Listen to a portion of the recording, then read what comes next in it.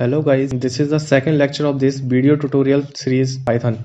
Here we discuss the history of Python, when was Python invented and etc. Python was developed by Guido van Rossum in the late 80s and early 90s at the National Research Institute for Mathematics and Computer Science in the Netherlands. Python is derived from many other languages including ABC, Modular 3, C, C++, etc.